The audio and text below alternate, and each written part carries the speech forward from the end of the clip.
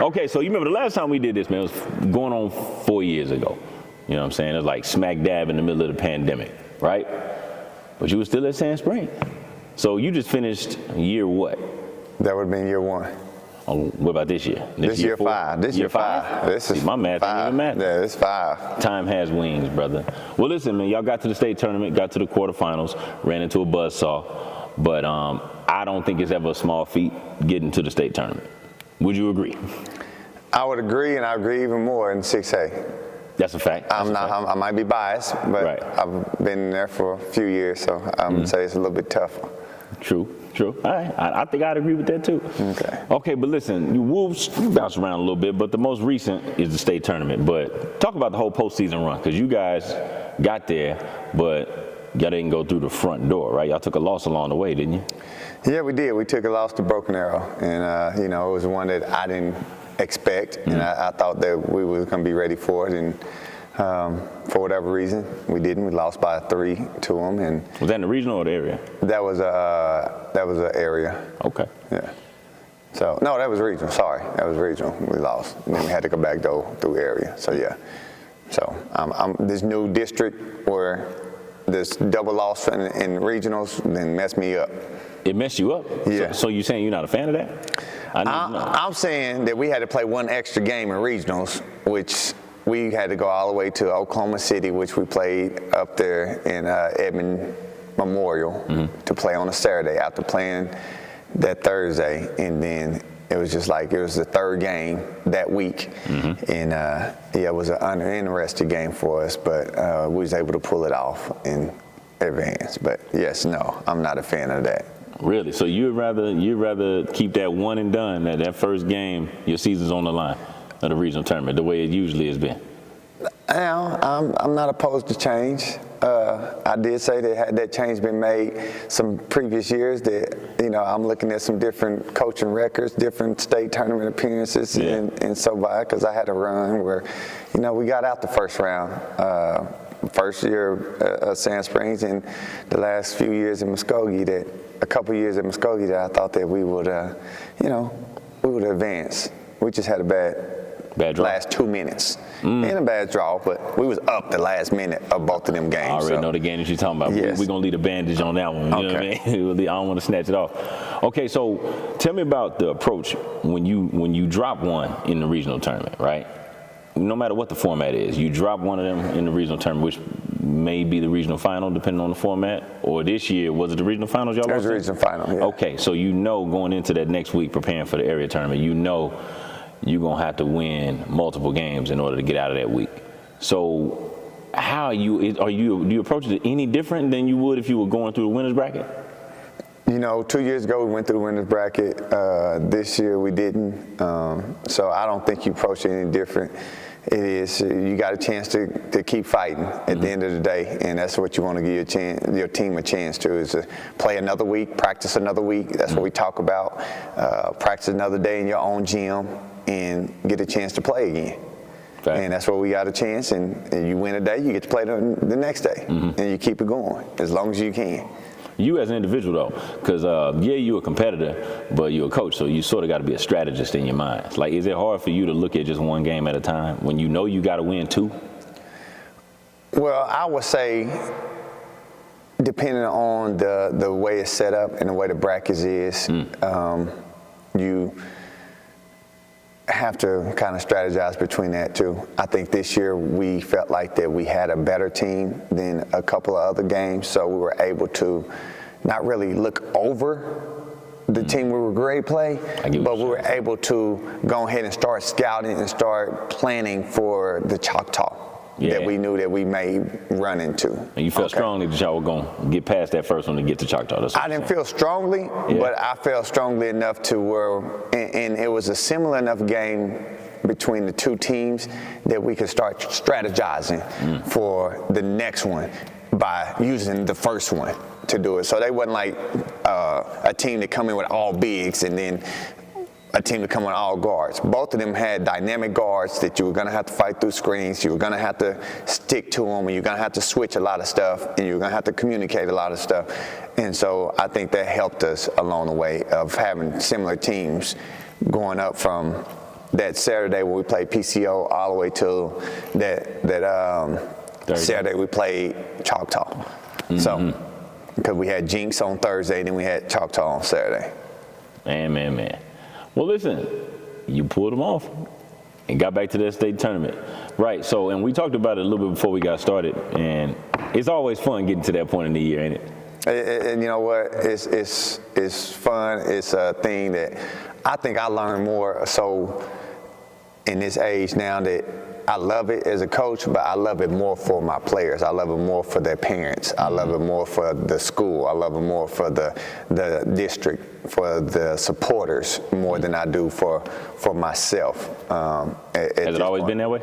It ain't. It ain't. I think that's fair though. Yeah, when you young and you hungry and you not hungry, but when you young and you vibrant like that, then it's a lot more about you than what it is. But when you get a little bit older, you've been through it enough, and I've been through enough heartbreaks of not making it there to understand how hard it really is, and to understand that these babies or these parents that took this sacrifice to bring their kids to Sand Springs and things like that to come play for us and play for the district that they made for it to pay off. Yeah. So I was glad for them. And then, of course, I'm proud of them regardless, whether we won it, whether we got there, we didn't, whatever happens, I'm just happy for them, period. How much different was last year's team that missed the state tournament, right? How much different was last year's team from this year's team, from stylistically and personnel-wise? Do you have some of the same faces from last year to this year? We missed one. We missed one personnel from last year, which is Haley Jackson, and she's currently getting to play for a national title with Hutch JUCO, and that's a big loss for us. But it was more for us that this coming year, nobody expected for us to be any good again. Of course, nobody expected us for the previous year for us to be any good, but we was one game away. And so, but I know my girls, I know what we have, and, I know the work that's going to be put in. And so the hardest thing, not hardest, but one of the most satisfying things for us was we lost 3 starters this year to ACL injuries. The 2 before the season started, which would hurt us, and then 1 5 games into it. And so all of them in the Bishop Kelly tournament. And so all of them were really good pieces for us. And I felt good this coming in summer, with us and how many players we had and playmakers we had to be really good. So, I think this group was more well-rounded. It wasn't just like a 1 or 2 man attack. We became where it was multiple different people that had 20-point games. We had multiple different people that had double-digit games. And so... Yeah, some balance then. Yeah, and then on top of that, you had our defensively, we were able to pressure a lot more this year than we were last year, which is, that's what I like to do. That's the preferred style. That fits me. That fits my upbringing. Yeah. That was your play style. That was my play style. Yeah, pick you up when you come in the parking lot, and let's see. I dig it. Okay, so now this one here, I'm gonna try to frame this correctly to where it doesn't come across insensitive, right? So you mentioned 2 ACL tears, right, before the season actually started.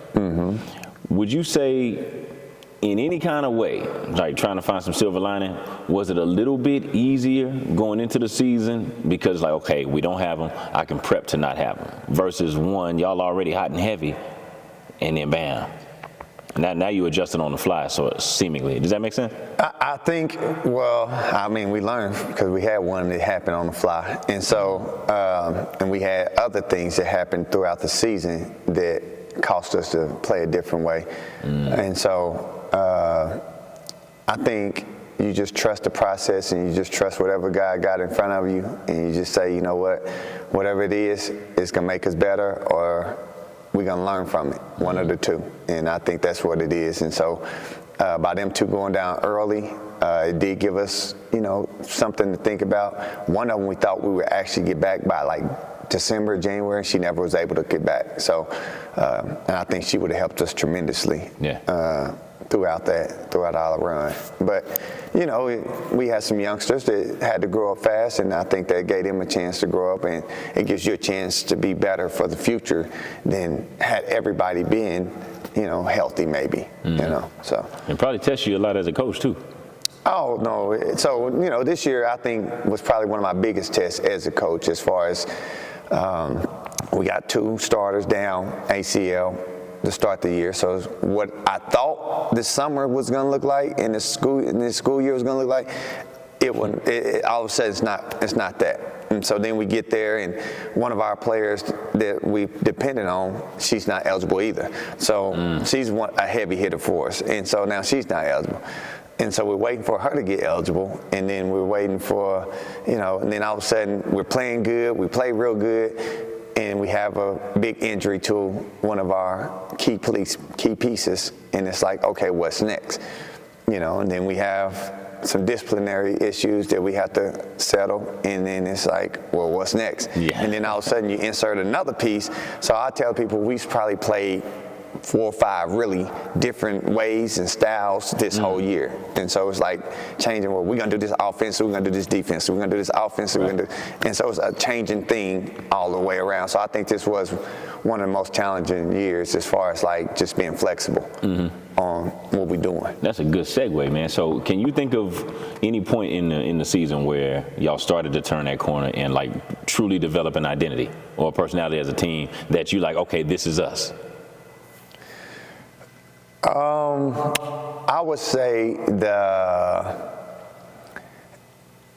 after we went up and we played in the Titan tournament, it kind of gave me an identity of who we was, that Titan Classic. You're talking about Carl Albert, right? The Carl Albert tournament. And so it gave us a chance to see, like, this is what we can be, and this is what's a possibility.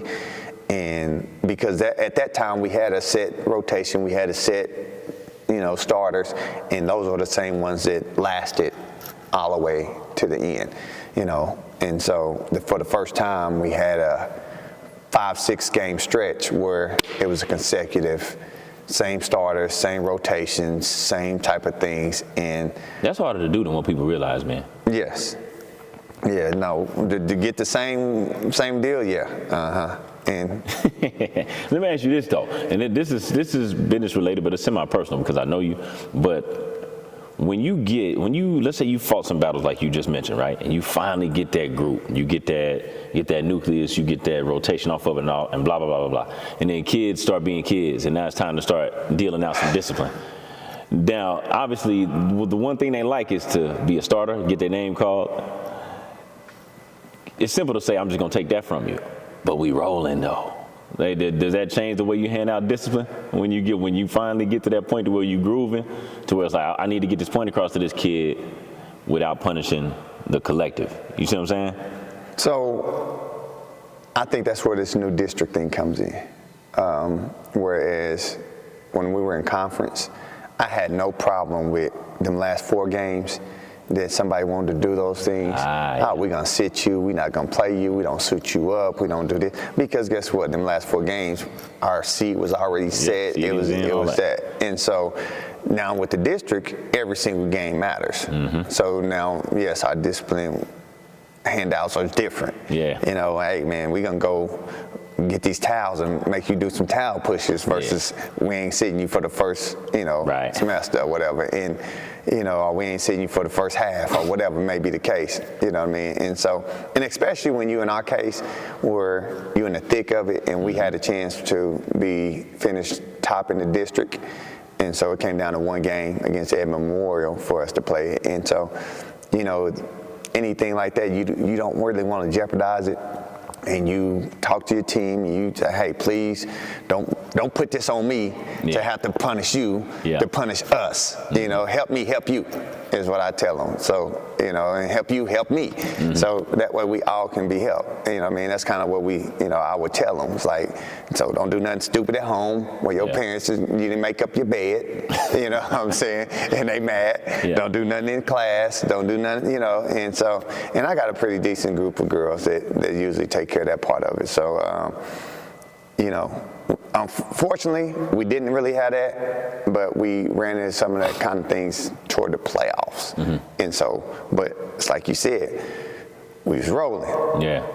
We at this point, what do? Do you jeopardize a state tournament run, or what? Figure out a different way to get them. And that's what we did. We just had to figure out a different way to get them. Gotcha. Now, you mentioned the P word earlier, parents. Now, I know, you know, they can be some of the best things, but also some of the worst things at the same time, man. So, without revealing too much, can you share with us some of the battles that you've had to fight with some parents, and just in terms of getting them in alignment with what you're trying to do with this program? Well, I don't think that you ever get parents in alignment. I'm done. I'm firm on that part as far as like they're not every parent for 100% is in alignment. There are certain teams out here that are able to get them, and we met one of those teams in state, you know. But other than that one team, I don't know if there's any other teams talking to all the different coaches that you get them in alignment. Where do you think it comes from? Well, and what I think a lot of parents don't really understand is they really misconstrue the fact that they want to judge a coach's relationship with the player based on playing time, and they make that an issue, where a player and a coach may have a good relationship, and the player might not care about playing time, or may not care about how many points they score, or may not care about this other player being a little bit better than them or shining more than them. But because of the parent wants them to be so great, and the parent wants them to be at such a level, that I think a lot of the parents come to a point where they bring a tension between the coach or the players, between the players or the coach and the player, where they bring that tension, and they make that relationship based on, well, he don't like my kid, or she don't like my kid because they didn't pass the ball, or he don't like my kid because he ain't let her shoot as much, or he ain't giving her much playing time, and which is, for me and a lot of coaches, not the case at all. You know what I mean? And as you know, that a lot of our players come back 8 to 10 years later, you know what I mean? And you're the number one person on their resumes. You're the number one person that they relying on. You know what I mean? And we always willing to do that regardless of whatever happened. Yeah. You know what I mean? And so I think that's the biggest thing with the parents, is just understanding that, to stop giving that narrative of he doesn't like my kid, or he doesn't like me, so my kid not playing, whatever may be the case, because it hurts that relationship that them kids have, that the parents have, that the players and the coaches have, and it hurts that kid's chance of just liking and experiencing and loving the game. Yeah. You know what I'm saying? Enjoying they high school playing career. Yeah. You know what I mean? The road is going in for a lot of them at the top, whether folks know it or not. Yeah, what they say, 6%, 3%, whatever that is, it's a low percent. Yeah, very, very low. If it was academics, that's an F. That's an F. A low one. Well, they not graduating. They ain't walking. Right. Yeah. That's fact. Okay, so do you think the volume of that varies at all, depending on whether y'all are winning or losing, or not so much? Listen, I used to kind of be one of the ones where winning takes care of everything. Yeah. But I've been winning for the last few years, and I heard the volumes. I lost some places, and I heard the volumes. So I don't think it's whether you win or you're losing. And what really got me over there is I've heard some Hall of Fame type coaches be questioned on their coaching abilities and coaching, whether they care or whether they got the best interests or what, when I see that being opposed to these coaches that I've known that are, like I said, they're Hall of Fame high school coaches and college coaches and, pro coaches that, you know what, I guess it's just the way of the world now. Yeah. You know what I mean? And so it's, you deal with it, or, you do like Nick Saban, you get out of it. Yeah. One of the two. Perfect timing. Yeah. But the last point I will make on that parent thing, I've been developing a theory of my own for a little while, and I just don't think that parents and coaches, I don't think their interests are mutual. I should say our, so I'm a coach too. I don't think our interests are mutual. Maybe it is up to a certain point, but at some point we're going to hit that fork in the road to where you, as the head of your program, you're going to have to do what you feel is best for your program, which may not be in the best interest of that kid individually.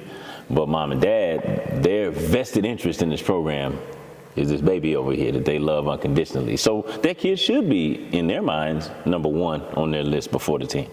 But the way you handle that, I think we could be a little more grown about it sometimes. But, maybe I'm tripping. No, that you would say what? I say you 100% right, and I actually talk to my kids about it, and we actually, sit down, we, kind of go over things as far as like, I need y'all to have your earmuffs on, blinders on, and locked in with what's going on in this circle, because what your parents or what your uncle or what your auntie or what your your friends, because they have peers and stuff that's telling them things as well. What they want and expecting out of you, or what they want, it may not align with what's best for our team. And for us as coaches, we got one common goal, and that's to do whatever's best for our thing to win. And so that's what we're really trying to do, is see what's best for us and how can we win. And so I think that's the biggest difference. And, they're 14, 15, 16, 17, 18-year-old kids that's trying to decipher all of that. Yeah, that's hard, man. And so, I really wish that, I think some college coaches, some other people didn't have deals where they had all the parents come in and they did like where everybody's screaming at them and everybody's telling them to do different things while they're trying to be blindfolded and try to do like get an object on the floor. And it helped the parents at that point to understand how hard it was to dictate a whole bunch of different voices in that moment on what to do. Yeah. And who to listen to and who not to listen to. You see it when they're half in and half out. I'm talking about the kid. It's like they're trying to do as much of what you are asking for as possible, but also as much as what mom and dad are asking for. So to me, that shows me, okay, this is a good kid trying to, please the adults that are, giving her or him all this instruction, but she ain't 100 either direction. So everybody mad. And to that, I've had conversations with those type of players that were in that situations. Basically, I told them, I said, listen, I understand where you are. I understand the pressure that's been put on you. I understand this. But understand this, I just need you to be you. You know what you can do. You know what we do. You know what you work on. You know what you're good at. This is just be good at what we're asking you to be good at. Be good at what you're comfortable at doing. Am I telling you that this is the bracket or the thing that you need to be stuck in forever? No. But in this time, in this moment, I want to put you in the best position to be successful. Does that mean taking less than 100 dribbles? Yes. Does that mean taking less than 30 shots? Yes. That's not going to make you look good. And that's not going to help us as a team win and be successful. And so for every person, that's different. And so I did have conversation with different players about that, and try to just get them to, relax and just play the way that they were comfortable at playing. Yeah. Would you say it was pretty well received in most cases? Or did it take a minute in some other cases? I did have some that, that it took a little bit to understand it. And I had, some that didn't agree with it, you know what I mean? But didn't, like you said, didn't know still which way to teeter-totter with, you know what I mean? And so, but my thing is that they understood that I understood the pressures that they were being put under. And I wanted them to be, comfortable with my decisions and understanding my decisions, understanding what we needed as a coaching staff, what we needed as a team for us all to be successful. Even if they didn't like it? Even if they didn't like it, And so one of the things I do tell them, say, listen, if we are playing really good and we win games and we get to a high level, everybody eats. Yeah. Okay. It's going back to that JUCO and high school and everything else level, that if your team is a winning team and y'all win a lot of games, you're going to see a lot of people on all the district and honorable mentions and everything else teams. That's right. Okay, but you don't want them losing teams and you scoring 25 points a game, you might not get an honor or a scholarship or anything. And so when somebody averaging 12 points and was on a winning team, they getting all the love, all the pub. First team. And so, and understanding that's the most important goal, is so that the majority of us can eat. And when I say by us, I mean by the majority of the kids and the majority of them. Speaking of the kids, let's talk players for a minute, man. Can you think of one or maybe multiple players of yours that would you say improved the most from last year to this year, or maybe even from the start of the season to the end of the season this year? Somebody who just made some leaps and bounds and really, really grew as a player, and maybe their role expanded too. You know what? I in order to say that, I would say that would classify the whole group for us. I didn't expect that. Okay. Yeah, I would classify that as a whole group, because 2 years ago we had two really dominant players, and remember that. Was that the state semi-run? That's a state semi-run, and we were 20-something and 4, and so that group, those two did a bulk of a lot of things. Now we had a lot that did other things.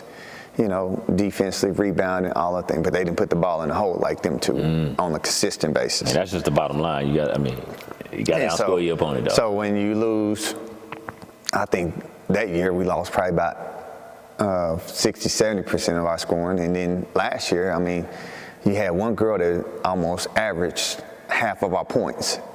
You know what I mean? And she was our leading rebounder, and she was one of our leading people. And so you lose all of that, you're going to have a big dynamic. Kari Wilson stepped up big as far as the head leading role of just a playmaker, and she made big plays in big games. We don't win either Edmond Memorial game without her getting 30. And I think she had 31 game we played them, 20-something next game we played them. And so 27. And so, you don't win those kind of games without her having those big games. You got Yanni Morris, which she's been a 3-year starter, and she's always been that fourth type of scorer, fourth type of third defender, and now we was asking her to be the best defender, guard the best player every single night as far as guard, big guards, whatever we faced. She did a great job at that, and then she upped her average probably about 4 or 5 points a game. So she turned that big. You got Hope Bump, which she was a transfer in, and one of her biggest things is she didn't play hard, and she didn't have her defensively wasn't as intense. Yeah, she didn't have that appetite. And so, but for her, I think that improved tremendously over this year. And from when we first seen her in the summer till, the state tournament run and play she made, steals, I think she had 50-some steals in a semester, because she didn't start till January. And so, that's the crazy thing. The crazy thing, we had 1, 2, 3, all 5 of our starters at the end almost had close to 50-some steals each. And so, that sounds wild. Yeah, and so, that's just kind of what we are. And so then you got my 2 freshmen, Tiana Butler, and we have, which she had some high point games. She had 20 and 18 one game, 20 points, 18 rebounds against PCO play in, and Bump didn't play in. So, she had some great games, and then Aaliyah Simone, she had some, Carl Albert term, I think she gets 4 or 5 steals in less than 2 minutes, and then she scores 6 points down the stretch. So I think all of our players, and Tasia Butler, which she came off the bench, she started early for us, but she played some big games, and we played, I think it was Union here, and she hit a couple threes, in some crucial parts for us. So I think all of them roles expanded, and they got better at it as the year went on. And so that's what was able to make us be able to make the run that we was going on, is because we had so many different players to improve throughout the year. What about a dark horse / X factor? Somebody that maybe is undermentioned in terms of their contribution, but you kind of got to know. You know, like if you know, like this particular kid may be one of the unsung heroes, you know? Big Jordan. I think Big Jordan, she's a sophomore. She came in, some of the games that we played against opponents that had like just, because we didn't have a lot of size on the starting 5 or 6. And so anybody that had size that gave us some problems, Union in particular, the first time we played Union, she didn't play as much. You know, we ended up losing that one. The second time we played them, which was like a week later, I made it a point to put her in early, and she came in and she created a physical presence, and she did a really good job and defensively of shoring up some things. So, you know, I think that she probably was the dark horse in some of these games that a lot of people didn't expect and didn't know where she came from, because she didn't have a varsity suit at the beginning of the year. So she didn't get a varsity suit till the Bishop Kelly, and that was due to, you know, just her earning her way. Right, and wasn't given her. No, she had to earn her way and make her way into it. So I think she'd probably be one, and then we had a little bitty one named Cadence, a little freshman, and she made some really big plays for us in the Carl Albert tournament for us to win it.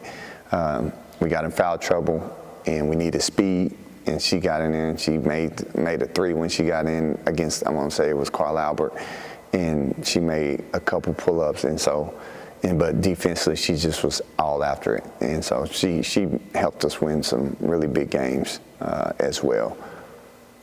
But those two, I think, would be like the ones that nobody really knows or hears about, because they didn't play as many minutes as the other 6, but they were good. The rest of the fam behind the scenes, they get it. Yes. All right. Now, listen, we gotta touch on this sparingly. You know what I mean? At some point, the run ends, right? Either with a W, you hoisting up the trophy, or you go down in flames, man. And y'all took a nasty one in the quarterfinals of that state tournament, man. So. So the lead, the deficit looked like it got pretty bad pretty early. So, but you're a never say die kind of guy. Like, how do you convey that spirit to the competitors that are out there on the front line, like having to deal with it in real time? You know what? I think that game was a game that it was a perfect storm. It was one of them things that everything went right. And for them, being Edmond North, and Edmond North, and everything went wrong for us as far as things we wanted to do, things we wanted to execute, and I think it was a late game. Frustrations set in, and so you know you had some of that, and I think that's what really led to it being a 46-point game. Is more of that, and rather than just us being able to fight like we have in the past and us keep going. I think frustration and just set in, and so you know what, it was one of them deals. Almost as a coach, I'm trying, I'm begging, I'm pleading, but I'm understanding as well. Like, you know what, I can look in some, you know, you can look in some of your players and see that they don't have it. Like, you know, a lot of people don't know. Wilson was hobbled. She didn't practice for like 2 days going into that game. And she was a very big piece for us to be able to, you know, do what we wanted to do. And so she was ankle and her finger was messed up. And I think she was partly concussed just 2 weeks earlier. And so between her and then, you know, we had some sickness that had set in.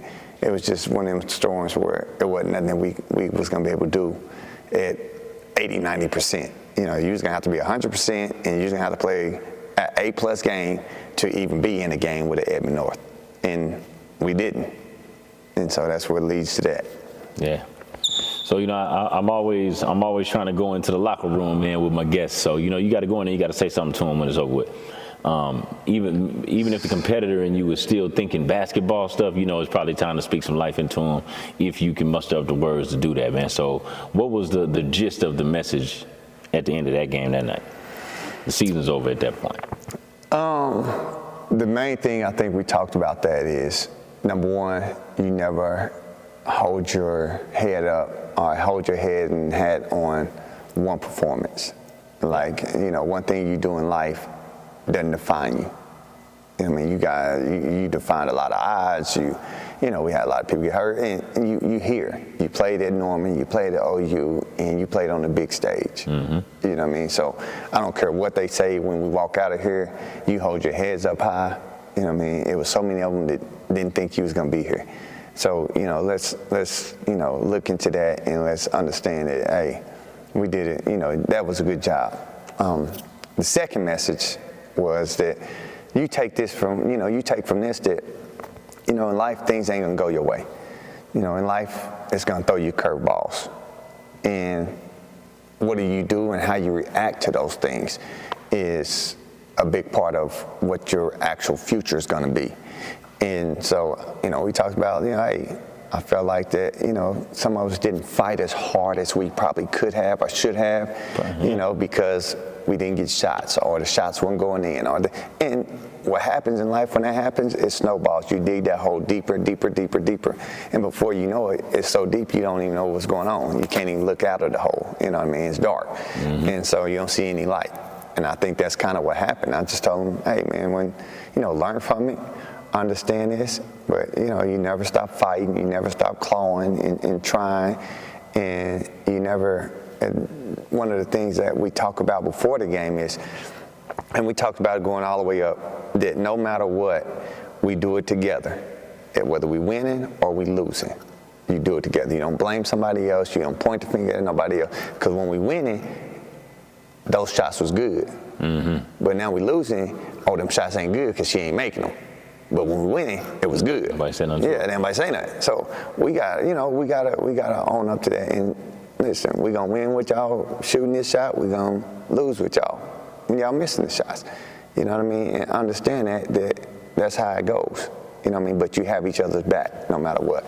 And so, that was the biggest messages, I think, out of that. And just our seniors, this was 4 out of 4 years that they've been here, 2 years to the state tournament, 2 years prior to that in the area Constellation Championship game that we lost 1 year by 3, and then the other year we lost a little more than that. And so, to be proud of that every year y'all had a chance to go to state at a 6A level, at in one of the smaller school districts in 6A. Mm-hmm. And so, that's a hard task. Very well put, my man. Okay, let's talk about your staff, dog. Because I'm gonna tell you what's impressive to me is that we go back a decade in this business, and I've watched you as a head coach have so much turnover, seemingly from year to year, as far as your staff goes. I mean, for different reasons. Life happens, and then people either pivot and take another job, or they get out of this line of work altogether, or they have some other complications that make them leave, whatever the case may be. But it's a new faces for the kids to get acclimated to, and then new people for you to have to teach, not necessarily how to coach, but how to do things the way you want to do. Right. Man, but you've had pretty much the same faces for the last handful of years, give or take, as far as your staff goes? It's all new. They're all new this year? Except for one, yes. Break it down. So we had Coach Bump and Coach Katie Joe was new for us.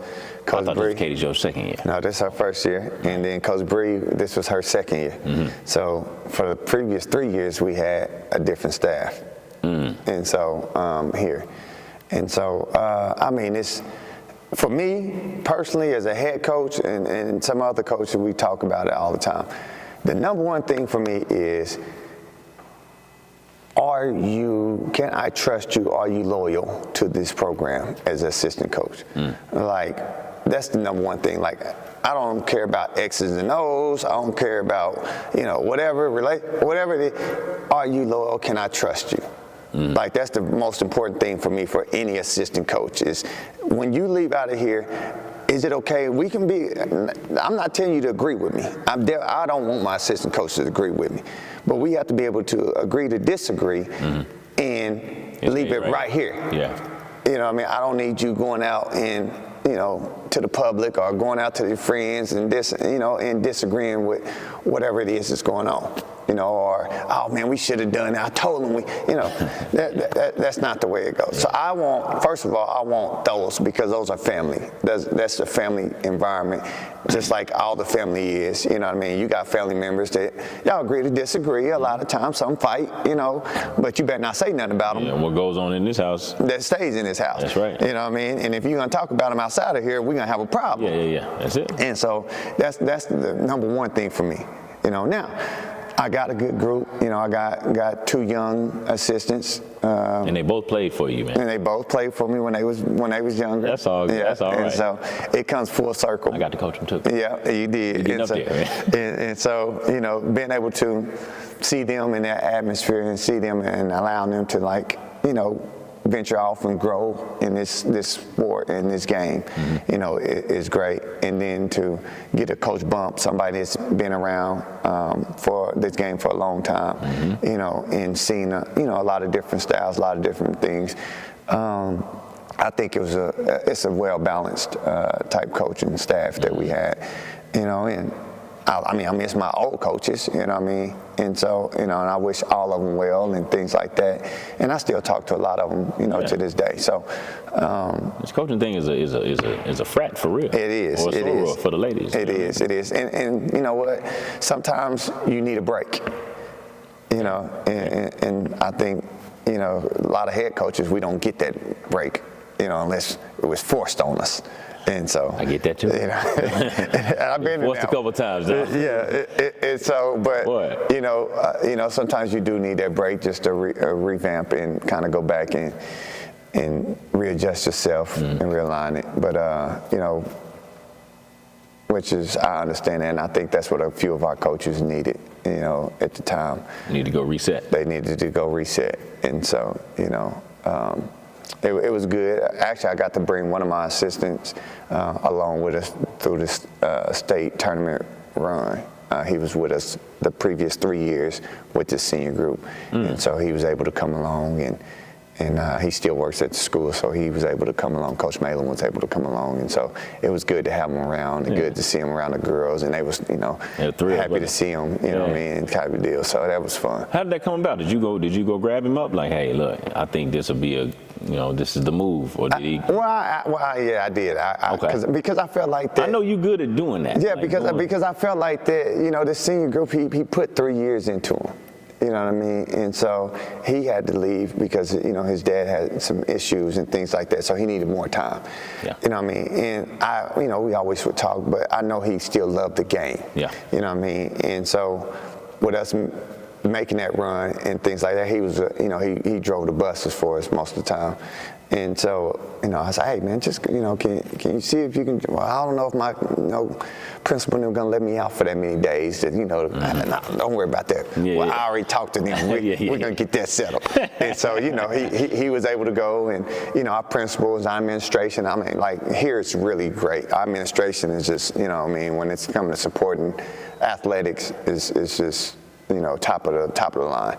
And so, they was willing. Oh, no, sure, go do that. And so to see him, he was able to go and drive and be a part of the festivities because it's a whole festivity, making it to stay here. I mean, a big parade, the whole school out there, band playing, all that. So, and for him to see that and be a part of that, because he did have a part of it, even though it wasn't here this season, he had a part of that for 3 years of growing these babies up and getting us to the point that we were. And so being able to allow him to be a part of that, I think that was real good and special. When it comes to Coach Bump, how did he end up here? Did how did that perfect storm, as you put it earlier, how did that come to? We had 2 vacancies. Yeah. We had 2 vacancies, and I had an idea of what type of staff I was looking to put together. Yeah. And so one was a male and one was a female. Okay. And so because of that, I ran to Coach Joe in Walmart. I was just down there, and she was there, and she's like, well, I'm in Sand Springs. I'm like, you in where? so you live here? Yeah. Oh, should have told you that. And so I was like, you on the job? She said, well, I'm coaching over here. Well, if you ever want to come to the big leagues, let me know. Well, needless to say, she called me probably the next day and said. Didn't even think about it. Nah, she didn't. You know, she went home, talked to moms and them, and she said, yeah, I want to come. And so, you know, she came, and then, you know, I had talked to Coach Bump a little bit about it, and, you know, he had to talk it over with the family and see, and, you know, just make some decisions. And so, you know, he gave me a call, say, hey, man, you know, I'm in. I want to be a Sandike. And I was like, well, I'd like for you to be one. That's all good. So, it sounds like a mutually beneficial arrangement. It was. Now, the longest tenured of all of them, the kid you probably got the most history with, how the hell Bree end up over here coaching, man? Well, you know, that's my daughter, you know what I mean? And so a lot of people don't know that's my stepdaughter, that I've been around her since she was high to a grasshopper. Mm-hmm. And so I think maybe first grade, somewhere around that way, when I first had her in the life. And so, you know, it was just a chance to bring somebody that I trust, and a chance to bring somebody that knows me and knows, you know, my ability. But most and foremost, I thought that she was a person that reminded me a lot of the girls that I was coaching. So her personality, of her stubbornness, of her, you know, great descriptive word, ability to, you know, kind of, you know, have a little toot about her. You know, I thought that was the best situation to help with everybody, not just my players. I think it's been great for her to have to coach and mentor and talk to and maneuver through these things when it's similar type of personalities that you displayed. Yeah. And one of the reasons why. Would she admit that at this point, or she? Oh no, she always say I wasn't that bad. I wasn't this. So I mean, you know, Jimmy, you know, I have to call Coach Walker up all the time and say, hey Jimmy, did she? Yeah, you did. No, you was just that bad. You know, and I call her mama up and say, she tell her, yeah, you know, you was that way. Everybody testifying, and no, you did do that, and you was this way, and you know, but I only say that because I think for me, as a player, I've been through all the situations, and I think that's rare. And when I say all the situations, that I've been the guy that was crying at home in high school every night because I didn't make the varsity. I'm just on JV. I'm not even getting to play on JV. I don't get no minutes on JV. To all of a sudden, my first high school game as a varsity player my senior year, when I finally get this jersey, I played more minutes than I did the whole 3 years of JV. And so it's like, you know, so I've been. Y'all won it undefeated. And that's what. And we went on. We won the state championship, and we went undefeated. So I've been that player. You know, we go to college, and you know, I'm a knucklehead at that time. And so I've been the butthole of the team, and, you know, and I've been the one that was late to practice, late to walk around, and everybody at college. Everybody had to run. But you was in front though. I was in front. And I heard this story before. And I told them as we was running, and when they was mad, I said that y'all need it. That's what y'all need. Y'all out of shape anyway. Y'all needed some extra. They want to put hands on you, you know it. No, they didn't want that, but they definitely was upset about it. And it was, you know, I had a rolling mate at the time that we both was rebels, so to speak. Matter of fact, I was just DeBose, Mashawn DeBose, you know him. The most interesting man. He just sent me a picture of us in college when we went to the national tournament in NIA. And everybody else in this picture has button-ups and ties and something on it. I got some jeans, some polo boots, and a big 3X baggy shirt. Was that still the braid era? I had the braids. So you thought you were the answer? I was the answer. I was fly. And I said, man, who the heck was this person on this picture? He said, boy, he said you was a rebel. And so, you know, when I say that, I've been a rebel. I've been kicked off a college team. You know, I didn't know that part. I got kicked off. So the head coach right now, he coaches at Hutchinson Community College. Okay. Now, when you got kicked off, this is Sterling we talking about. This is Sterling. I was at Sterling. I was a freshman at Sterling, okay? And we were going, it was a shoot around, all right? But again, I was an okay. I didn't understand the importance of how you had to warm up and how you had to prep for every single game. And so I didn't understand that. Well, and I used to call Coach Carter, like, man, this dude crazier than you. He's like, nah, you ain't crazy. You ain't seen crazy. But, oh, yeah, one of them. And so we didn't shoot around, and I guess I'm not going hard or I'm not doing something to his liking, but I'm probably being goofy and I'm probably being a butthole. And this was for the alumni game. Matter of fact, it wasn't even a real game. It was an alumni game that we was. It's supposed to be loose, right? Right. You know what I mean? And music on, I'm doing this. And so he gets mad at me. He kicks me out of, Barry, just get out. And when he said get out, he wasn't telling me get out the gym. He was basically telling me get out of the drill. Well, like the person I was at the time, I go into the bleachers. I lean back, I put both of my hands back, and I kick my legs up. Yeah, like crossed them up. Crossed them up. Well, he sent me home. Didn't get to play in the alumni game, none of that? Not that year. I didn't get to play in the alumni game, and but what he did and what was special though is a lot of my teammates. Like I said, I wasn't, the most likable as far as like that, but I always busted my butt. I always played hard, and so they always knew what I could bring and what I brought every single day. But a lot of them called me, even some of them that I didn't think liked me. Yeah. Hey, no, don't go home. No. And so, that next day before. You were about to go home? I packed up. Oh, yeah. I was packed up in the dorm. I was ready to go. Stubborn, huh? Yeah, I was ready to go. These must be the deleted scenes, brother. No, they was. I ain't heard none of this. No, you ain't. And so I was, the Carter tell you, I was ready to go home. I called him, I talked to him, and I was ready to go. Mama, come get me. You know what? Don't worry about it. I'm driving. So I'll be home tomorrow. You know what I mean? And, I got an old parent, like some of us do, that you can't just come home. Right. You can't just tell me what you're gonna do. Yeah. Like you making decisions. No, that ain't happen. So that was the grounded part. Like you can come, you can cry to me, you can tell me that, but you boys basically behind back out there and go do what you need to do. So assistant coaches, players, stuff like that came.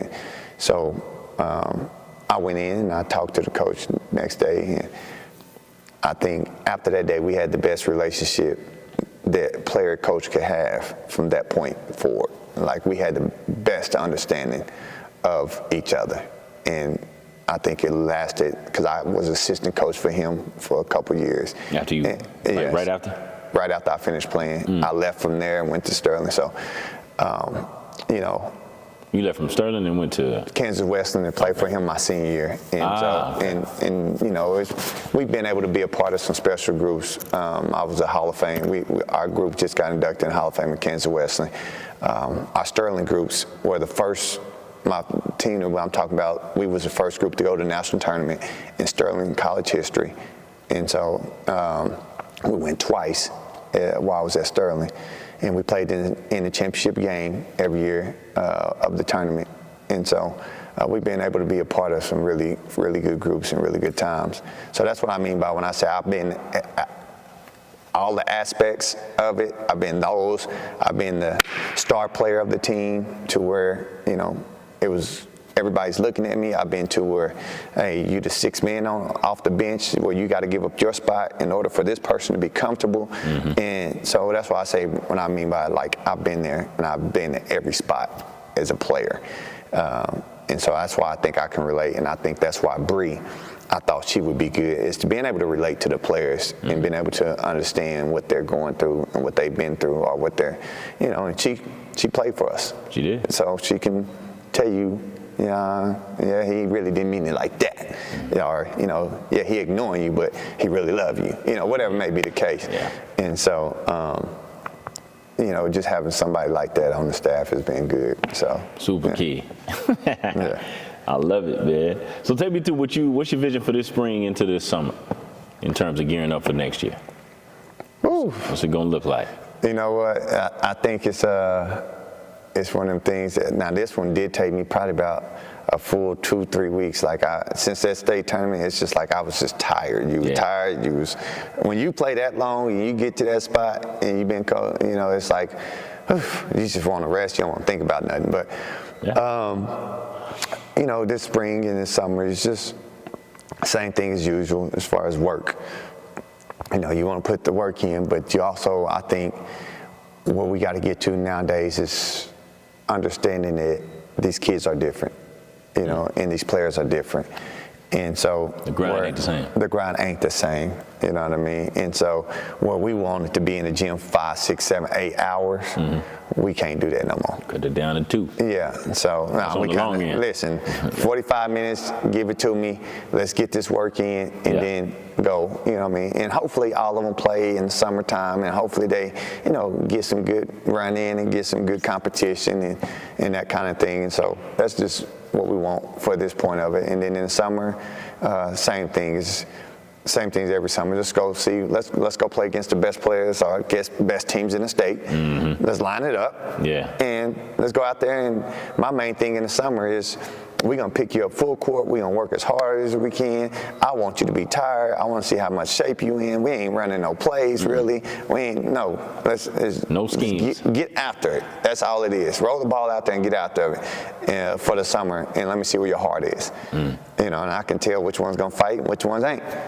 Real soon. Find out early. I'll find out early. And so that's just kind of what we're looking for. And, you know, it'll be interesting with everything, you know, coming in for this July period. So we'll just see how things come out. How your daughters doing, man? Your 2 girls, they growing on up, getting big, man. Doing good, man. They getting big, you know, and hopefully they like basketball more and more. But oh, yeah? Yeah. Oh, is it hard? Is it hard to fight yourself not to press too hard on it? Oh, no. They don't want to play at all. I'm okay with it. Okay. I'm not one of them. If they say no, that's fine. Right. But if they want to do it, we can do it. If they just want to have fun and do it for high school, we can do that. You know, whatever may be the case. You know what I mean? I'm okay with whatever. All right. Yeah, I'm not going to put no pressure on nobody because I've coached enough of those. Fair enough. You know what I mean? I've coached some of those that were good. Yeah. And guess what? They didn't play after that. Let everybody down. Let everybody mad. Everybody sad. Well, y'all shouldn't have put all that on them early. I shouldn't have had it at the combine in 1st grade. Right. That's right. Yeah. You know, so that's exactly what it is. You know what I mean? Oh, yeah. Bitty ball champions. Champions, best players in the world. And they running hills, brother. Yeah, they is. Weights. Yeah. Hey, let that girl go play some video games. Let her go out there. Let her play some. What they do on the phones and dang. Roblox, whatever it is. That's what they on, Roblox? Roblox, that's it. There you go. Yeah, because, whatever they want to do, let them do it, man. Enjoy it, because, I mean, I know I play my share for Nintendo and Atari and everything else. Yeah. You know, growing up, so. Speaking of everything else, dog, we wrapping up here in just a moment, but brother, you got a lot of stuff that you do off the clock. Do you feel comfortable sharing some of those business ventures that you're into? You just do day, you know what I'm saying, basketball coach in the afternoons, and then by the time the night fall, you know, telling what you got going on, whether you cleaning or you trucking. Like, what's going on, man? You know, I've always wanted to. So, few things in my deals I've always had passion about. Youth and for the elders. And the other one is providing ways to help others. And I felt like that I got a cleaning business. And so I feel like What's the name of it? Berry Brothers Cleaning Business. You know what I mean? And so we do, you know, we do some commercial cleaning, we do some events and things like that. And so anytime I got a chance to try to help put some money in some other people's pockets, you know what I mean? I'm all for it because I understand what it is as being a young man. Like, as a teacher, we don't make enough money. You know what I mean? As anybody really working, nowadays, you don't make enough money. And so you always looking for another way to make some good, I ain't gonna say easy, but it is easy, but some decent money. And some extra. And some extra money, you know what I mean? Without, you know, the laws being involved. And so as many people that I can help and do that, you know what I mean, it's just a blessing. Like, and me and one of my buddies, CJ, we just had a conversation about this, and he didn't understand it before, because me and him was in the trucking stuff together. Well, we wasn't in it together, but we both was. We bought some box trucks and things like that, and so we was in it. One of the things I expressed to him, that it's more important for me to make sure my employees are good than it is for me to make sure myself is good. Yeah. So I think that's one of the business ventures that, if keys that I think that if you make sure that your employees are good, or not even employees really, I just say partners. Yeah. That the people that's working with you, because without them, it ain't gonna be a you. You know what I mean? If they don't show up, I don't got no Berry Brothers cleaning. You know what I mean? And so to make sure that they piece of the pie is better than what my piece of the pie is. Because if I can do that, then they can continue to show up. They continue want to do it, and it helps them out as well as it helping me out. Yeah. You know what I mean? And so I think that's one of the biggest things. It's family business, right? Since your family name is on it, you got some of your family members working with you. I do got my family. I got my brothers, my nephews, but I also have former players. I have former students that work. I have former. So some of my best friends, their younger brothers are like, anytime I call them, let's go get it, whatever you need, type deal. And so, and these are people that, like, I love them, you know what I mean? And so I just want to see them to be able to, if I can help them give out and be able to provide some extra Christmas gifts, provide some extra money for them to do whatever they need to do, because most of them got kids, you know what I mean? And so, I'm willing to do it. We just did an event, and I think I had a couple of my Sand Springs, just students, they did it with us. And so, that was big. Like, it's one of our managers / people that just come. One of our guys, he comes and he's been practicing with our girls every day.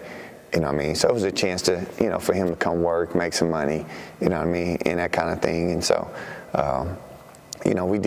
I think we did really well last year as far as like paying out. And so, that's one of the things that I think I pride myself on and proud about, is being able to give those guys an extra form of income. Solid. Last question. Who beat you this year that shouldn't have beat you, man? Who beat me this year that shouldn't beat me? Yeah. Union. Now, did y'all get back? Yeah, we got to get back, but they should have been a sweep, huh? That's what you said. It should have been a sweep. All right. I'm going to say everybody, except for Edmond North. That was it. Oh, okay. So yes. Now let me ask you this: did you get to avenge every loss besides Edmond North? We didn't get our get back against Edmond Memorial. That was so I was hoping to match up with them at state again. Yeah. We were 2-1 against them. The one time we didn't was the one time that we had injuries. And when I tell you, everybody had the flu that game, 2 or 3 of them had the flu, and we still almost squeezed that one. But other than that, I think that we had a shot and we should have won all of them. Honestly, if we don't have 3 ACL injuries, I don't know if anybody could have beat us this year except for a couple of teams. Except for a couple. And we shall remain nameless. No. They played in the state finals. Oh. I honestly think that with us with a full deck of cards this season, from the get-go, that those are the 2 that I felt like that coming in from the summer. Those are the only 2 I felt like that. Stick, huh? Those were the ones that we needed to get to. Okay. I love it. Stand on it then.